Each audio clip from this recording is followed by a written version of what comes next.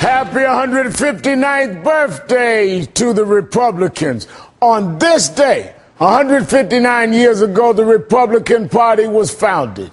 This young lawyer named Alvan Boivay, fiercely opposed to slavery, had the idea of creating a new political party based on a platform of abolition. Boivay and 16 other members of the Whig political party, along with some Democrats and Free Soilers, met on this day in 1854 in this small church in Wisconsin. Hours later, they left as self-dubbed Republicans, united in the fight against slavery. 6 years later, Abraham Lincoln was elected on the new Republican Party ticket, and the Republican leader went on to emancipate the slaves. So what happened to that party? It's gone from the party of Lincoln to the party of Limbaugh. Today, they want to cut deficits, and that's fine. But they're trying to do it on the backs of the poor. That's not fine. Loopholes for oil companies while slashing Medicare and Medicaid. They're against gay marriage, but they're for voter ID laws. What happened to the party of 1854? Republicans sound and act like they're 159 years old today. Joining me now, Crystal Ball and Abby Huntsman. Thank you both for coming on the show tonight. Thanks for having us, Reverend. Crystal, what happened to the Republican Party of Lincoln? Well, it goes back, as you know, to the Civil Rights era in the 60s. Southern white Democrats abandoned the party and joined the Republicans. And the Republicans found after that that there was this Southern strategy that they could use, basically stoking fear-mongering. And as things progressed, using racial code words to win elections. And we've seen that even in the past election in 2012. We saw Newt Gingrich talking about food stamps and the food stamp president. We saw Mitt Romney, obviously, the rhetoric of makers and takers and the 47%. That all goes back to that. For the first time now, though, demographics have shifted where they have to, I think, to move forward as a party, they have to abandon that Southern strategy and come up with something else that's actually going to resonate and appeal to voters across a wide variety of backgrounds. Now, you know, Abby, I think that clearly what she is saying, Crystal is saying, is true, because I remember my mother and father and the bishop that licensed me when I was a boy preacher, all Republicans. And they changed in the 60s during the Civil Rights era.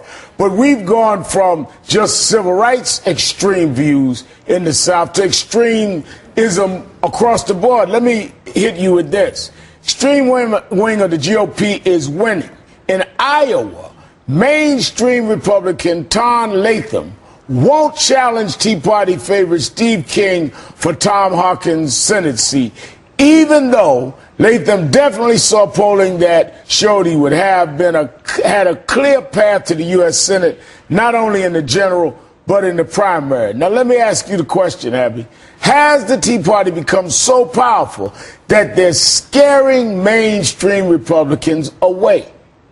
You know, the origin of the Republican Party fought for equal rights. I mean, they really came together to stop the expansion of slavery. I think the history of the Republican Party is so fascinating, Reverend. I'm so glad that you're having this conversation. And the history is something that we often forget. I mean, and then as you said, Abraham Lincoln was the first Republican to come in as president at a very divided time for the country. States were seceding from the Union, and he fought to end slavery. And that was 150 years ago. So I hate to think of hypotheticals, but if I could imagine Lincoln living today, he would probably be pushing for a debate on immigration. He would be pushing for a debate on gay marriage. He'd be pushing for a debate on equal rights. That's not being done as much as I would like, as much as many Republicans would like to see. I mean, unfortunately, we're a divided party. I mean, we're a severely divided party. But, Reverend, I mean, we've been a divided party before. I mean, you remember back in 1912 when Roosevelt stormed out of the convention. Well, I read about it. I don't remember, but go ahead. But then he started the Bull Moose Party, ran against William Taft and his own party. They ended up losing to a Democrat. So, you know, a divided party, that's not necessarily something new, but it's something that we are struggling with today. We've taken individual issues and we've taken them to the extreme. For example, I mean, Ronald Reagan said we need to be fiscally conservative.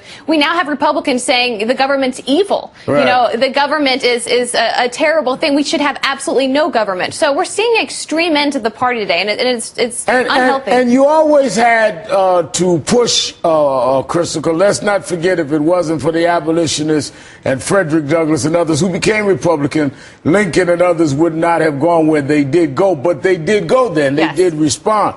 But now you don't even have the divided party, it seems. It seems like they're being bullied, intimidated. Chris Christie, probably the most popular Republican in the country, who is very conservative, and I disagree with on many things. He's being blacklisted from the big conservative party of the year, CPAC. He wasn't invited to speak because he wasn't conservative enough.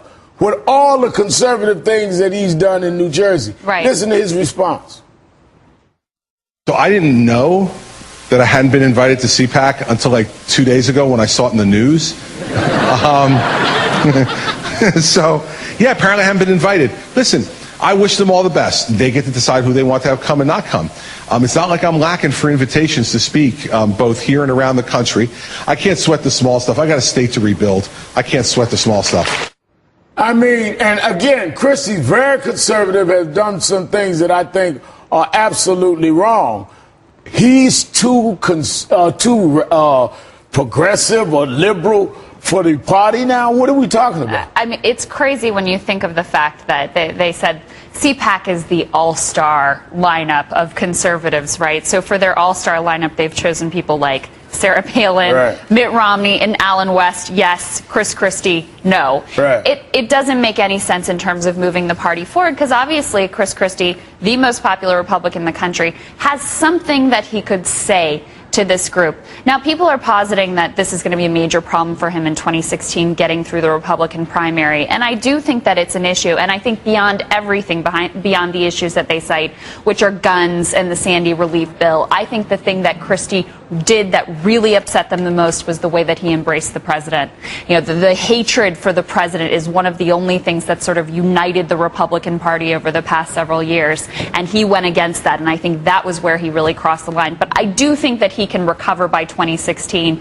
He'll get reelected in 2013, and he's got plenty of time to get back in good graces with the conservative base between now and then. Well, let me get back to the party a minute, though, Abby.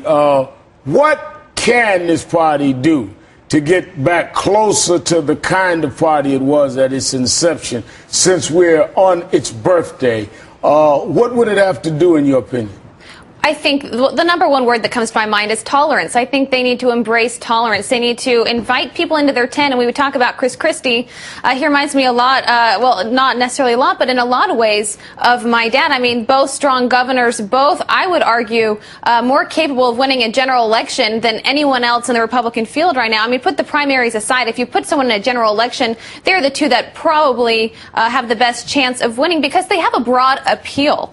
You know, I mean, they both are governors of states, popular governors, because they know how to lead. They know how to bring people together in their state to get something done. I think the party, they need leaders. They need ideas.